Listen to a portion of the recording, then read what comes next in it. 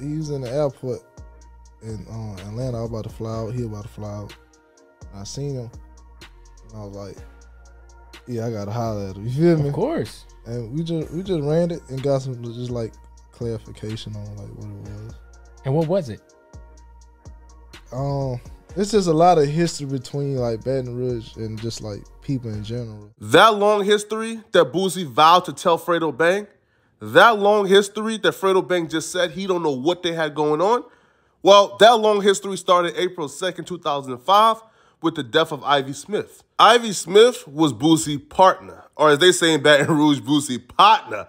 Right, these twos were joined at the hip. Now, Ivy Smith, he was the street dude who started rapping. Boosie was the rapper. Despite being joined at the hips like conjoined twins, money will always serve to be the surgeon that will rip them apart.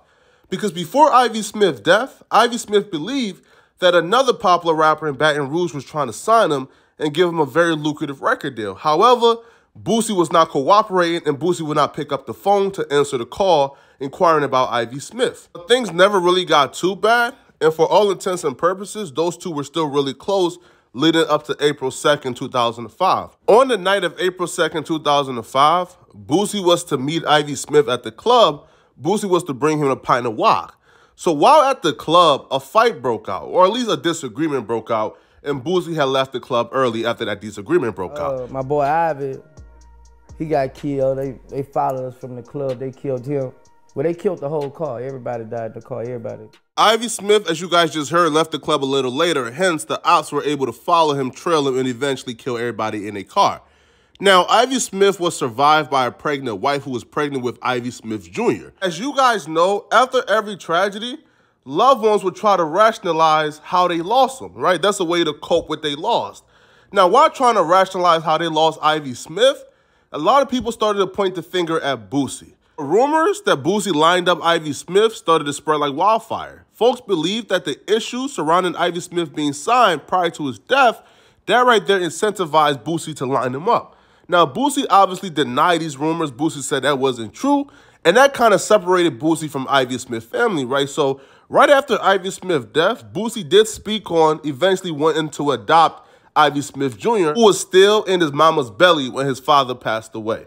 However, those rumors never went away, and as Ivy Smith's nephews and sons got older, they were told the exact same thing. Boosie lined up your uncle for this exact reason. And as they got older, they became to grow resentment towards Boosie.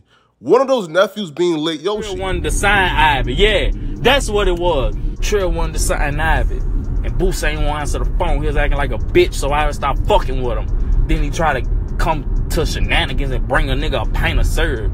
Then a fight broke off in the club, and his bitch ass ran out the club like a little hope.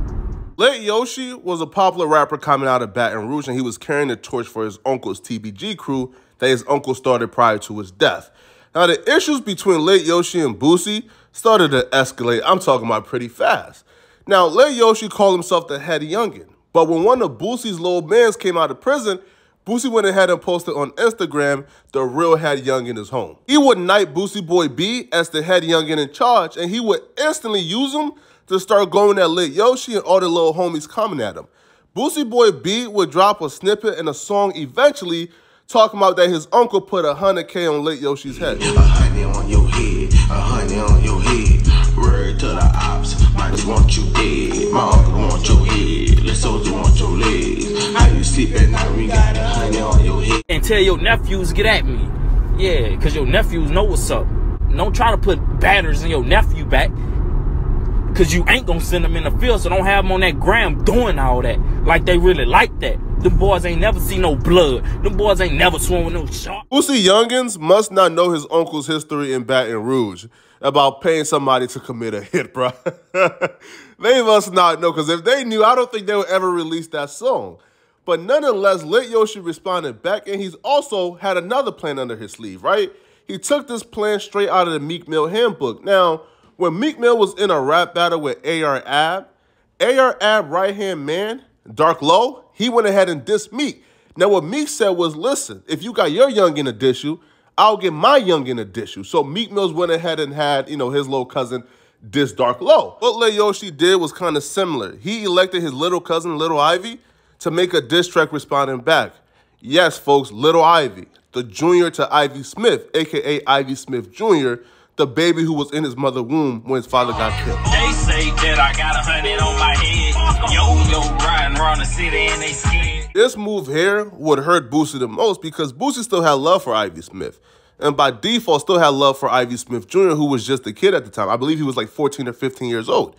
Now, Boosie's son would also respond back in a song of his own where he said, "I be thuggin', I don't F with them gorillas," which is a direct shot at, you know, Fredo Bang, right? Now, Fredo Bang himself would get involved in the beef, which also confuses me as to why he doesn't know why him and Boosie got issues, right? Because Fredo Bang will, one, do a song with Lil Yoshi called Low Riding. He will also be seen riding around to the Tootie Raw TBG diss track, sarcastically calling it the hottest song out right now. Despite in 2022, Fredo Bang being remorseful, Lil Yoshi being in jail, I don't think Boosie is in a rush right now to reconcile with Fredo Bang. You guys ever link up and maybe do a record? I know that there might be some politics behind that. There might. Yeah, it's a lot. It's a lot of shit that, you know, like that we can't talk about over. Right.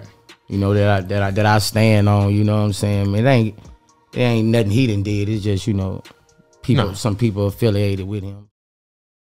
With Lil Yoshi being certified in the streets, it's safe to say that a couple of bodies probably got dropped, and that's why Boosie will never, ever, ever work with a TBG artist. So for now, a song with Boosie and Fredo Bang seem almost unlikely, damn near impossible.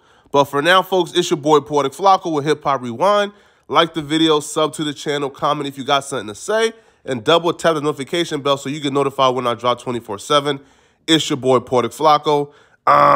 Out of here, folks. Peace.